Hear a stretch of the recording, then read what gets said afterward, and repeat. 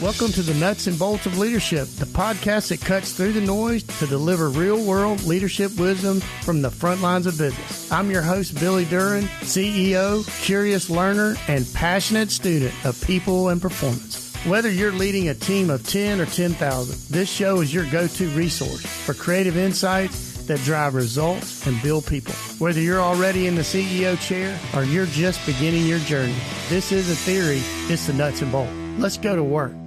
All right, everyone, welcome into the meeting room. Today, we're going to be talking about leadership because this is the Nuts and Bolts of Leadership podcast. I'm the host, Billy Duren, and I'm very excited today to have Shelby Sledge in the meeting room with us today.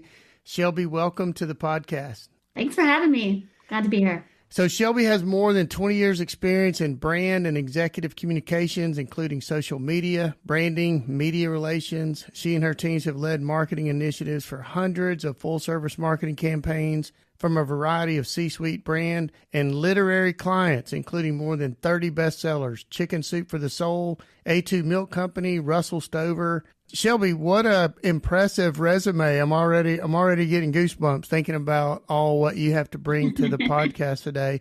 Her companies, you've gotten media attention from ABC's The View, U.S. News and World Report, Fortune.com, and Martha Stewart Radio.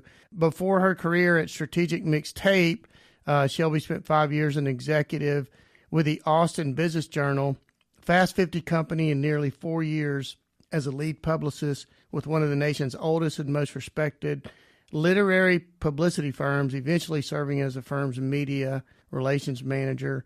Shelby, tell us about Strategic Mixtape. We started talking a little bit about this before we got on the recording going. Tell us how you came up with that name. I love that story already. Yeah. So my business partner, Lindsay Funkhauser, and I are kids of the 80s. So we grew up listening to and making mixtapes. And it, in essence, is kind of a metaphor for how we see comm strategy and marketing strategies. You know, every company, every personal brand is a little different. And so we want to employ things that are specific to that person or that company's specific needs. And so, yeah, we thought strategic mixtape, we want to be strategic about the things that we're using and, you know, create a specific mix for that particular brand or company. So it's interesting that you have bachelor's from Texas Tech, an MBA from Oklahoma State. Where does your football loyalties lie? It's definitely a house divided because I live in Austin, Texas, and I am involved with the university, a nonprofit affiliated with the university here. So, you know, I guess depending on, I always have someone to cheer for, that's for sure. And, you know, I root for one sometimes and the other another time. Obviously, my alma maters get a little bit of precedence, but Lindsay is a Longhorn alumni. And so, you know, she and I have a little bit of a rivalry when it comes to UT playing Tech or when they play OSU too. So, yeah, it's a hard divide. Yeah, sounds like a good friendly rivalry. I love to hear that. Sure. So tell us a little bit about what Strategic Mixtape is all about and what kind of makes it a special place and a special organization. Yeah. From your perspective, what sets you guys apart? Yeah, so we're a little different in the sense that we don't just do external communications. We also do internal comms. Lindsay has a background in organizational psychology, so that's the psychology of work. Think things like organizational health, those types of things. And, you know, at the end of the day, we believe that healthy organizations have really good external stories to tell. And so if you take care of business on the home front, then you're going to naturally have really great things to tell the community about and your audiences about. And so that's kind of where we start. And it's unlike, you know, usually you see a firm that would maybe specialize in organizational health, or they would specialize in marketing and communications to external audiences. But we really believe that marrying those two things together sets you up for better success long term. Well, in our conversations prior to the podcast and when we met in person, and then I picked some things off of your website, I'm really interested in digging into, because as you know, when we met, we were talking about words matter and how you have embedded these trigger words for me, because I've highlighted some of those words. And one of the first things was the authentic relationship. So you work with organization developing the authentic relationship with their key audiences. What is a key audience? So let's kind of break it down from the nuts and bolts, so to speak. What's a key audience when you're talking about the authentic relationships? Yeah, well, I mean, again, every organization is going to be a little bit different, but I think some that probably come to mind across the gambit would be for sure employees, right? That's a key audience. Key audience are customers and potential customers. I mean, those are just big, broad, and you can certainly, depending on the business, they're going to be little niche audiences within those big buckets. But yeah, those are some handful of key audiences. Beyond that, I think the authentic part of that, authenticity, which for some can be somewhat of a loaded word. When I say authentic, what we're really looking to do here, whether it's an internal audience or an external audience, is to build trust, right? And so you want to do that, though, in authentic ways, because authenticity actually builds trust. That means doing things like being transparent and, not trying to manipulate the situation, right? Like being genuine in how you care for the people that you serve in varying capacities. So, Shelby, how do you marry that? So you talked about marrying the external and internal when you're talking about key audience and authentic relationship. How do you marry those two things? In some ways, I think this starts with values and, starting with key company values, and then knowing that, like those are who you are. They're not aspirational. Those values actually are who the organization says they are. And then that trickling all the way down the line. So how you live inside your home is exactly the same as how you live outside of the home, right? So you are the same, just like a person. You're the same person inside and private as you are to other people outside of, your home or your place of work or those kinds of things, right? I think the same kind of concept applies for organizations too. It's so interesting the way that you frame that up, because we talk about this. I'm not sure if I've ever heard it explained that way, but oftentimes once the relationship is begun, of course, our products have to be good. They have to be deliverable. We have to be on time, good price, all those things. But I really believe that we have a client base that does business with us as much as who we are as what we do. So this is kind of that marrying thing. So how we communicate internally, externally, this is where I could see them. The next word, the next phrase that came along was this customer journey mapping. Walk me through that and what that's like.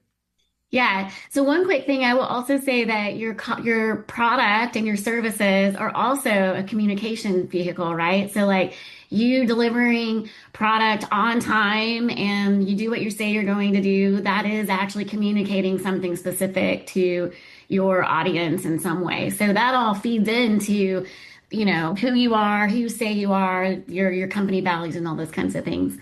In terms of customer journey mapping, so oftentimes, whether it's a group session or a one-on-one session, we will meet with our clients, and first we identify who are these audiences. And so we list out, in kind of those big buckets, like, well, who are those people? So for you guys, for instance, for threaded fasteners, it might be the construction crews, right? Or it's builders. It's, the person who owns the company, and maybe the messaging is slightly different for those two people. But we identify who are all the key people that we need to care about, or we do care about, and have specific messages for. Then we walk through, well, what are their actual pain points, and like what makes up this audience? I think oftentimes organizations think about their audiences. They oftentimes, as businesses, will oftentimes project what we think our audience needs or wants or who they are. We don't always spend a lot of time talking to them. So a good exercise through this process is to go back to your customers and talk to them, or listen for pain points, right? Like, what are the things that are coming up over and over and over again in client conversations and things of that nature? So we'll identify some of those pain points, and then from that, we think through, where are the touch points that we meet them along the way, and what are the specific messaging points at those times that would serve them really, really well. At the end of the day, this is all about servicing your audiences to the best of your ability. So Shelby, I'm thinking about not to name a customer or a client, but have you ever been in a meeting where you've watched this phenomenon happen, where your client says, "I think this is what we should be saying," but the client is actually wanting them to say something else? Can you give some sort of example of what that disconnect might look like? Yeah. So, I think in product conversations, this happens all the time, right? So, I mean, you don't know what your customers need or want unless you're talking to them. So, you can have some theories. In my MBA program, we used a tool called the Lean Business Canvas, where literally you're going to your audience, you're talking to everyone that you possibly can think of who's in the business mix, if you will. And you have some specific questions that you're asking, but you're just trying to figure out, is this product, service, idea relevant to them in some capacity, right? That conversation shouldn't stop whenever you're done building the widget or the product or whatever the service is. It should be an ongoing conversation. So, I mean, I don't know that I have a specific example of a surprise. I guess when I've done some of these things, again, like you might have a theory of, oh, this is why my customer purchases from me, or this is how we need to add this feature, or whatever the case is. And then when you get into the conversation, you realize, oh, we're totally wrong. Or maybe they come up with they say something that sparks another idea that would be really valuable to them. So it all kind of comes back to having these ongoing conversations and always being a bit curious. And the same goes with employees too, right? Like you may think they love your organization. Sometimes I think as leadership, we can be in an ivory tower and we think we're rocking it. But the reality is that sometimes there's a disconnect, right? Like, I had a CEO once tell me that he had an open door policy for employees to always come in and to give feedback to him. But he also realized that just because his door was open doesn't mean that people feel entirely comfortable coming into the CEO's office and giving him that feedback.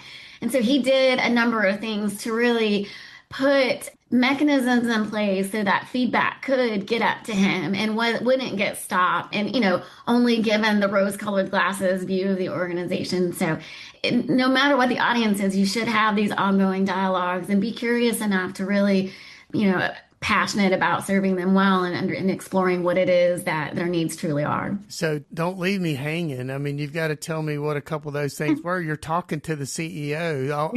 I want to know what were some things. What were some things that he put into place? Yeah, the biggest thing I took away was he had key middle managers who had deeper relationships with people down the line, and then touch points with those managers. And I'm sure more relationship with that level of leaders who would be willing to share feedback in honest and transparent ways.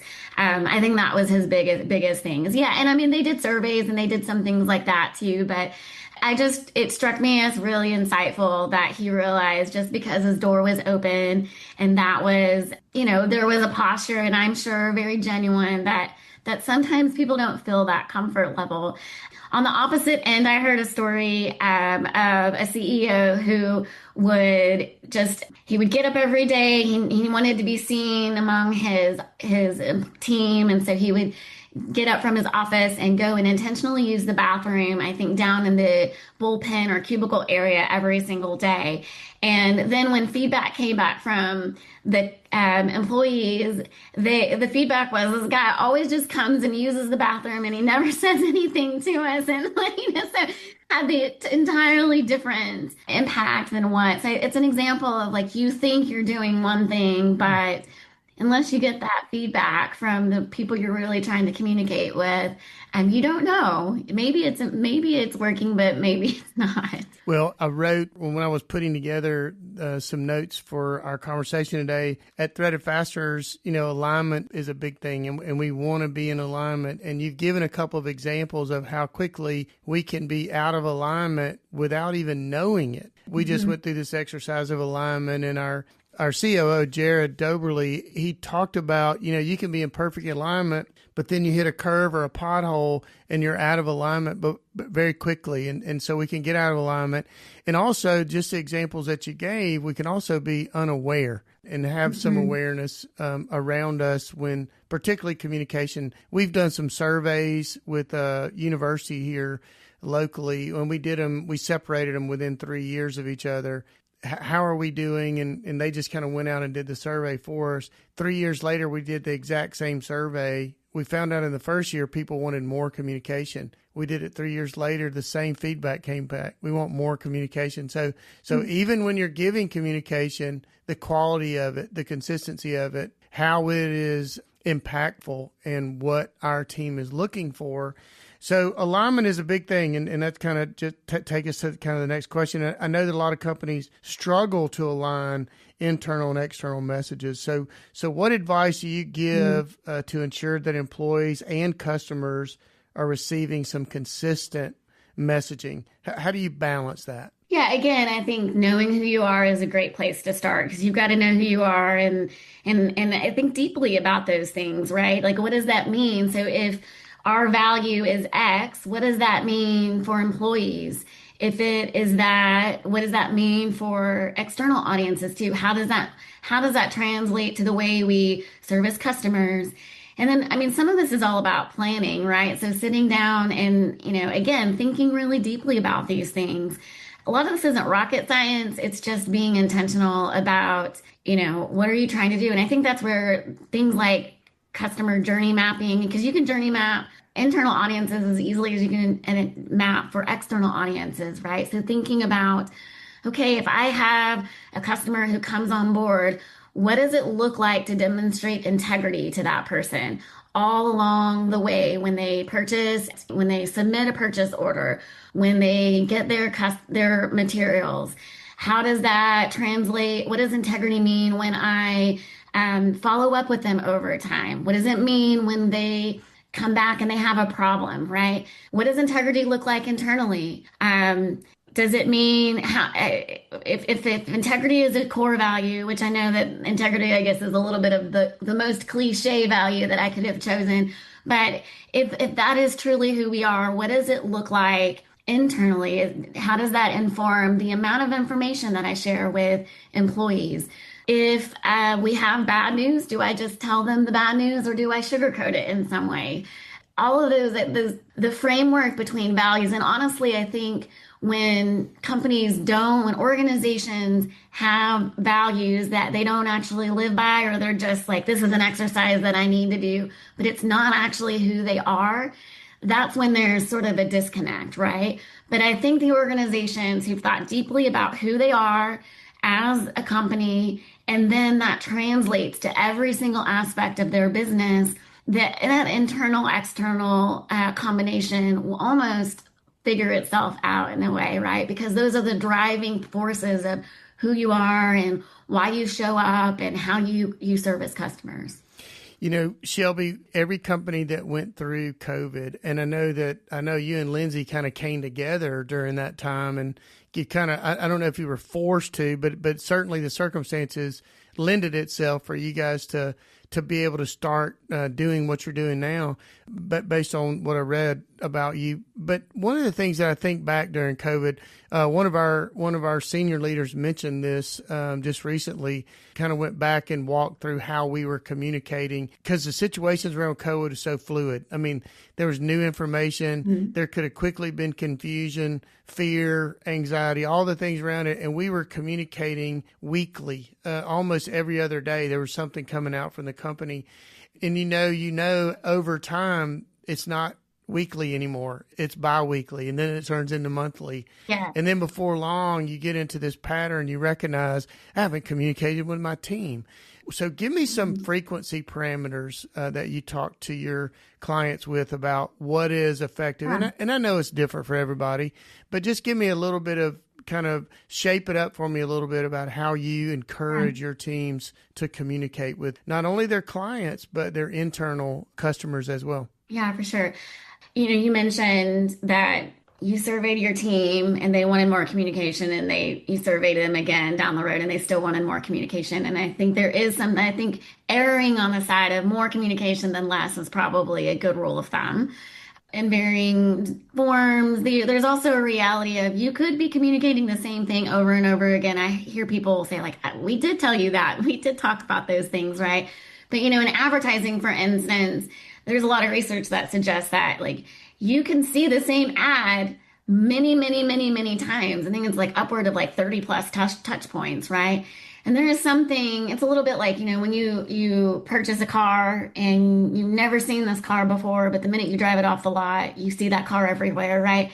So until you're sort of like you have a felt need as an audience member for that thing, sometimes you're hearing that communication, but it's not really taking because it's not a felt need at that time. So I think encouraging people to over communicate than under is probably a good rule of thumb. You brought up COVID, and I do think there is something to be said around when it has to do with something like a crisis. It makes sense that you would be communicating daily in a situation like that, right? And it would also make sense that over time, as that crisis de-escalates, you wouldn't necessarily need to communicate about that as much, right? And so I don't necessarily think that it doesn't necessarily sound like what you've done was wrong. That frequency, there's a natural cadence to some of those things. But I do think more is often better than less.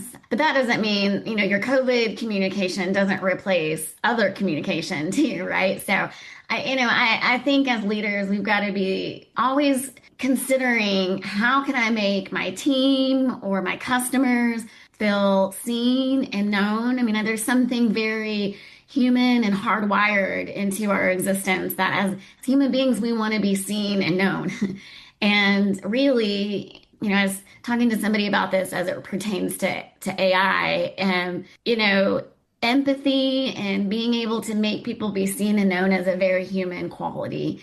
And that's going to always be something that as humans, even if we're using other tools to do so, recognizing your customers, recognizing your employees in ways that are meaningful is really what communication's about. It's about human connection at the end of the day. Yeah, and AI it's at every conference we go to. It's at every book that you pick up. It's almost it's embedded in every article that's in business magazines today. I appreciate the way you said that, because we can't dehumanize communication. When we do that, even letters and memos and different things that we're writing, I can feel that AI leaning in on Totally. some of the stuff that we're writing, because it doesn't sound like the people who I talk to every day. And we've got to find a way to make sure that we can use those tools. I got a little bit lost as you were talking about this, because I was listening and really wasn't paying attention to where we were going in this interview, because I'm so interested in the how. You mentioned the how just a minute ago. In our organization, we have this blueprint and this poster that kind of lays out 3 components for our company: who we are, what we do, and why we do it. But, we were at this conference in D.C. and Jim Vandehei spoke, who wrote the book, Smart Brevity. I just finished that book, by the way. And now I'm actually adding another layer to this to consider. It's not just who we are, what we do, why we do it. It's how we do it. Because, you've got YouTube commercials that are 6 seconds long now. So the how we communicate, and for your world, I am certain is going to bring a vast amount of change that's coming, because people's attention span and the way that they pull in data is changing so rapidly. How can a 6-second commercial be effective? Well, it is, because if it wasn't, they wouldn't be doing it. So when you think about this whole transformation, and you touched on a little bit about how we don't need to dehumanize it, how are we preparing for these little bitty grabs of information, and we can how can we use those tools in our companies for internal communication and external communication? So now that we've gone that way, how are you guiding your clients in those short, bursts of information? Yeah, dripping things out has been a long time coming, right? Where it's just tiny little bits and pieces. I still think there is a place for storytelling in some of that. And so you're right, seconds is really, really short. But I will say one of my favorite, do you guys have Buc-ee's gas stations in Mobile, Alabama? Yes. So I was on a road trip I'm here in Austin, Texas, and was on a road trip to Dallas. And I mean, these guys are brilliant in 6 second storytelling, essentially, right? And so I'm driving down the highway, and I don't remember all the touching points, but Buc-ee's is so notorious for really witty one-liner, things like business in the front, potties in the back, things like that. No top two reasons to go to Buc-ee's, number one and number two. I mean, really, really, really smart in how they present information and really communicate to people. And they're honing in on pain points, right? Like they know their audience so well, they're honing in on pain points. But it's a 6 second thing, right? So I would say that even though those YouTube ads are 6 seconds long, there's also likely an ongoing storytelling progression. And then I think that kind of thing is more effective. One, in order to do 6 seconds, you really have to get straight to the heart of why this matters to that audience, right? But yeah, they literally dripped a billboard every, 50 or 100 miles. And it was one extra little piece of a larger story that ultimately led you to the Buc-ee's gas station. And I would say was probably very effective for them. I mean, it was effective for me. It got my attention. And I think it's effective. I mean, based on the proliferation of the billboards, I think that it's probably effective for them as well. So yeah, I think that yes, brevity is really important, but also there is something to be said about your storytelling over time in 6 second little bites, right? So you're not completely eliminating the messaging, but you are sort of honing in on what really matters. I used to say that Twitter, formerly known as X, when they were just 140 characters, that in some ways that was great for writing because it actually, it's harder to write 140 characters than it is to write 240 characters. I think the beauty of brevity is that it forces you to really get serious about what matters and what doesn't. Well, I will tell you this. This is fascinating. We are with Shelby Sledge. She's co-founder of Strategic Mixtape, and we'll be right back. Threaded Fasteners is a 100% employee-owned company with a mission to create value in and for the people we serve. If you're interested in learning more about our people-centric culture or need a customized fastener solution, send us an email at culture@threadedfasteners.com. That's culture@threadedfasteners.com. All right, we're back in the meeting room with Shelby Sledge. She's the co-founder of Strategic Mixtape. And Shelby, I'm just going to confess, if storytelling ever goes away, I'm not going to have any place to go. My grandfather was such a great storyteller. I used to love sitting at the table, listening to him tell family stories. And, my wife always accused him of putting a little extra jam on the bread to make it a really good story. And she's now accusing me of the same thing. But I'll tell you this, he was a great storyteller that loved people. And if I could end my life with that tagline, that would be just right for me. I want to be a storyteller, and the opportunity to tell even business analogies, teaching our children, all the different things that we have by those storytelling parables, I believe is a great communication tool still. And I think I have you on my team on that. So Shelby, For sure. we are going to shift a little bit more into the strategy side of your business. And what do you say the potential client out there or the CEO that's listening and says, we're kind of do-it-ourself marketeers. We don't really need strategic help here. So how do you get someone's attention by saying, here's how you can move from do-it-yourself to getting it done for you, or somewhere in the middle?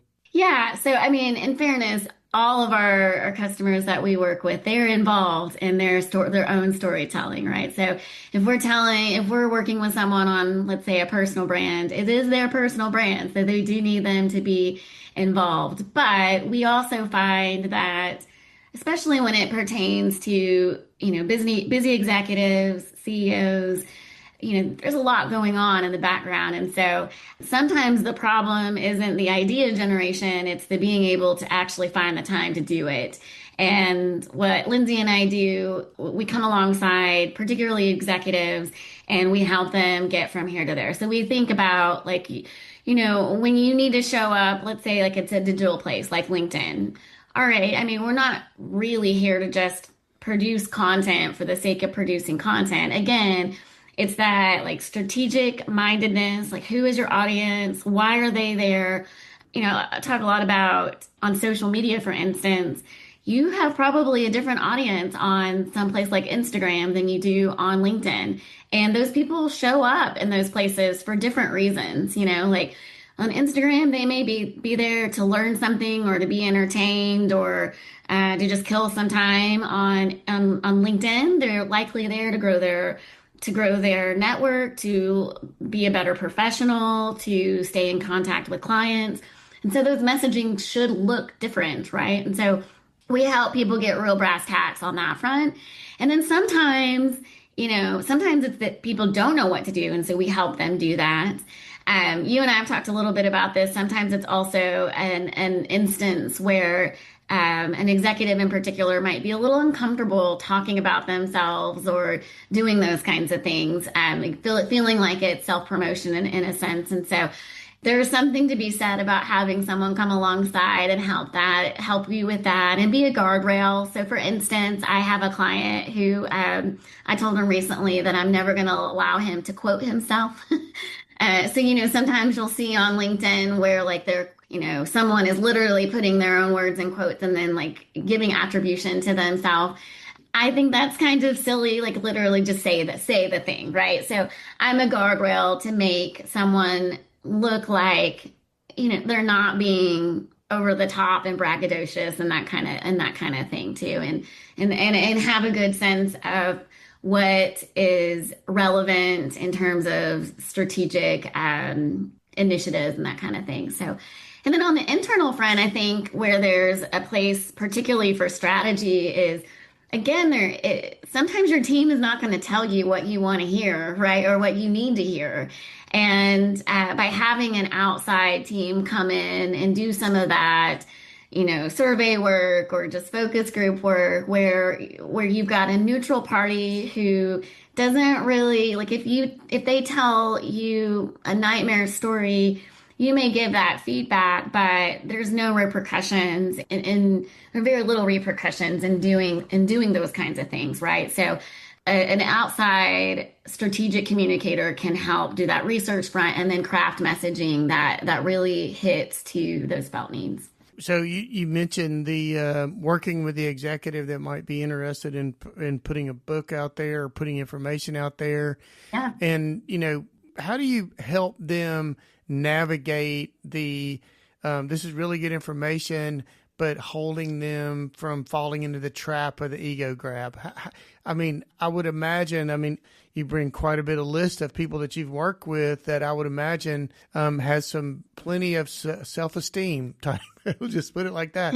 How do you keep them from falling into the trap of, hey, let's make sure to keep this about the subject and not about you? Yeah. I think when you keep, again, your audience at the forefront of what you're doing, you're here first and foremost to serve other people, right?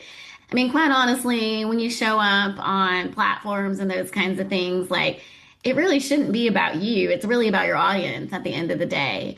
And so being someone who always brings value, who's always looking to really serve others well in whatever your niche is, that tends to at least turn the ego thing a little bit. We all probably have some ego driving things to some degree, but that service piece definitely, and it feels a little, I think, for the CEO or the executive who wants to, feels uncomfortable with that kind of promotion. The opposite applies too.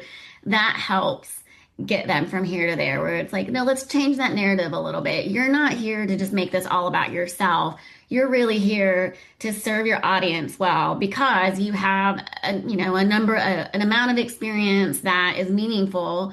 You have something good to say. Again, I also like to use those platforms. I think the ego can stay in check when you help others feel seen and known, right? So one thing that I like to, other communicators may disagree with this, and I think sometimes you need to ask permission from employees. But one thing that I like to do with my executives is identify meaningful things that people on their team have said. And so instead of doing a pull quote from a person who's no longer alive, you feature an employee in some way, right? And you shine the spotlight on others.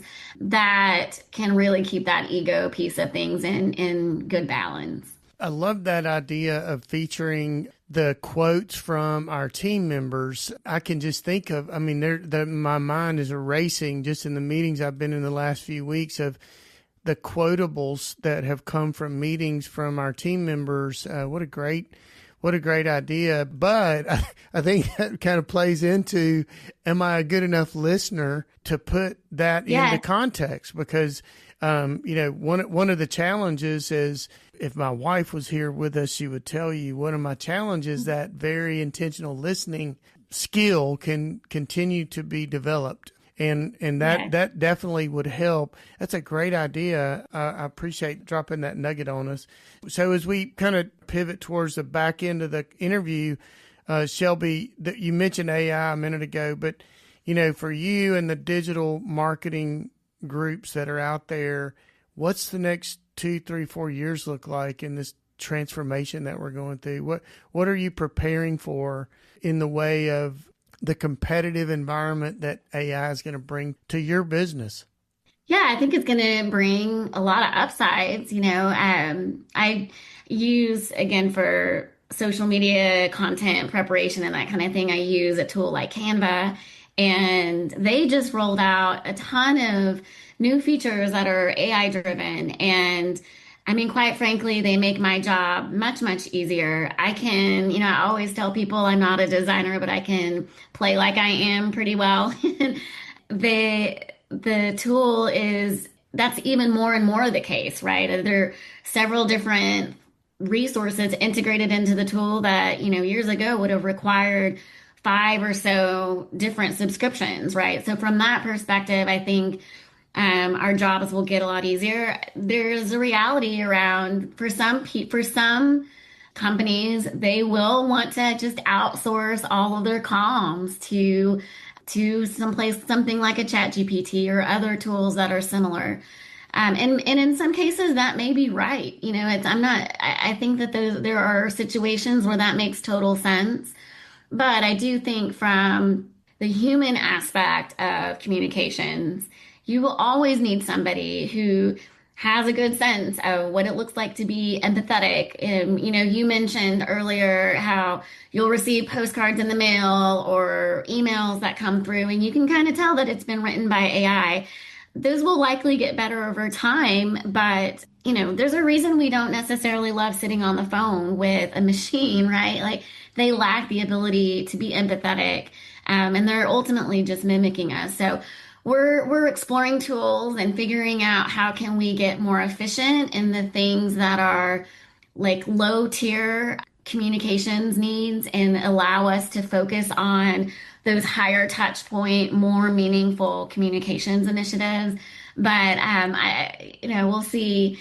Right now, I think there's still that. You talked about that. You can still tell that it's AI, and that's called the uncanny valley, where you can basically recognize that this isn't a human behind it.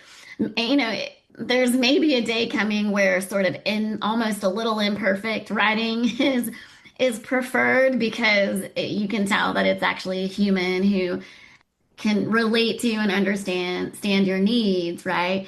And even if AI is able to ideate and create their own storytelling, which they already are, there is something about storytelling that is uniquely a human experience. And we almost, to some extent, I think, have to be an origin source, right? Like, a machine only can come up with the data that it's been fed.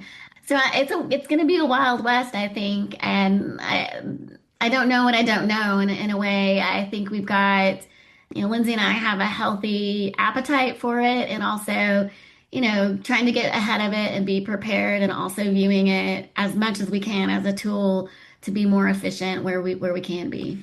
I would say that the phrase writer's block is going to be a phrase you can't use anymore, because now you can throw an idea into a box and here comes a lot of generative information just to get you started. That's right. If you have ever suffered from writer's block, you know that it's not a fun place to be stuck and just can't even get started on the blank page. So I think those days are gone. But I do believe, though, that we have to continue to teach storytelling. And really, we do. We actually, in our organization, I can see effective leadership, and some of that is attached to their ability to tell stories. And the way they communicate through storytelling, still very, very effective. And I agree with you. Very similar to, I get a lot of junk email. I don't get a lot of junk snail mail anymore. So if I get a colorful one-pager, I may look at snail mail where 10 years ago I wouldn't looked at it. So there's... Just put it in the trash can. So there's a lot of things that are transforming right before our eyes. So Shelby, we like to ask the guests that come on, so to kind of keep the common thread, who's somebody who influenced you in your career and your leadership journey? Who's somebody, when you think back on your journey, that impacted you as a leader? I'll give you a book and a person.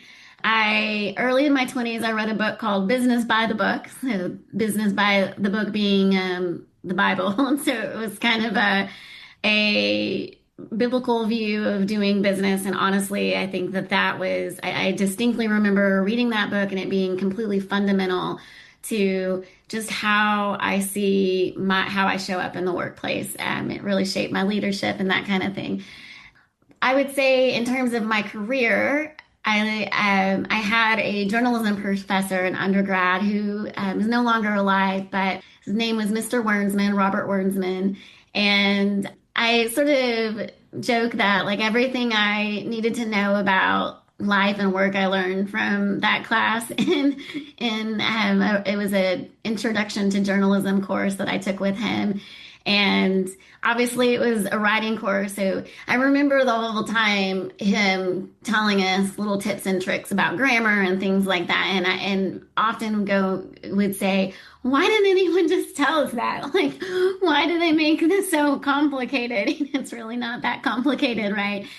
He helped us really, I think, establish great work ethic and a desire to write really, really well, and to use great fundamentals. And so, those two, Business by the Book, it's a good leadership. It was old, I think, when I was reading it. So it's been around, I think, for a really long time. And then, Robert Wernsman was really influential in my career. That's great. And tell me, if we had young leaders in the room with us in the meeting room today, and they were asking, Shelby, I'm thinking about getting into marketing, or I'm thinking about my leadership journey, what words of advice would you give someone that they could get started today on their journey? What would be your nugget of wisdom that you could drop on them today? I think in marketing, you have to have, this is probably the case for really any workplace, but in particular, I have found in the marketing space, you always have to have an appetite for learning. You can never quit learning. When I started in this space, MySpace was a thing, and it's not here anymore, When I first started, we were begging people to blog and to care about digital spaces, and now that is all there is, right? And so, what worked yesterday may not work tomorrow, and so you've got to always be willing to learn and be curious. I think that's first and foremost. I do get the sense, I was just with some family this weekend, and someone was telling me that they know someone who has a newly minted marketing degree and is having a hard time finding a job. And I think there's a reality around marketing careers can tend to not be super linear. And so, take opportunities, even if they don't seem like a great one. Show up, do the best you can possibly do. And I think generally, it's not always the case. Good things will happen, doors will open up. And so it's, being willing to take an internship, or be willing to, do a freelance project here or there. You kind of have to get a little scrappy when this space. I often say that publicists in particular are scrappy because we get told no a lot and we have to figure out how to do it and get it done anyway. And so, I think that's what I would say. Be willing to do what other people won't be willing to do, and always have an appetite to keep learning. Very good. So Shelby, tell the audience, our listening audience, how, if they are interested in contacting you or Lindsay, how they can get in touch with you. Yeah, so you can find us at our website, which is strategicmixtape.com. And then you're welcome to email us. Our email addresses are Shelby, SHELBY, at strategicmixtape.com, or Lindsay, LINDSAY, at strategicmixtape.com. We're happy to talk to anyone who wants to just pick our brain even. Well, Shelby, it's been an honor to have you on the podcast, and I can't thank you enough. And I'm looking forward to continuing the conversation. I think that you guys have a really good thing going on, and I'm looking forward to continuing to hear more from what you guys are doing. So thank you for spending some time on the podcast with us today. Of course. Thanks for having me. All right. Until we meet again, tighten up. Thank you for tuning in to the Nuts and Bolts of Leadership podcast, brought to you by the proud employee owners of Threaded Fasteners. If you enjoyed today's conversation, please subscribe to, rate, and review the Nuts and Bolts of Leadership wherever you listen to your favorite podcast. Do you have a leadership story to tell or a question to ask? We'd love to hear from you. Email us at podcast@threadedfasteners.com. That's podcast@threadedfasteners.com. This show is made possible by our family at Threaded Fasteners, Inc., where our mission is to create value in and for the people we serve. Interested in learning more about TFI and how we create value in our team, in our community, and in our customers? Visit us at threadedfasteners.com. Thanks again for listening. This show is edited and produced by Johnny Glenn and our friends at Deep Fried Studios.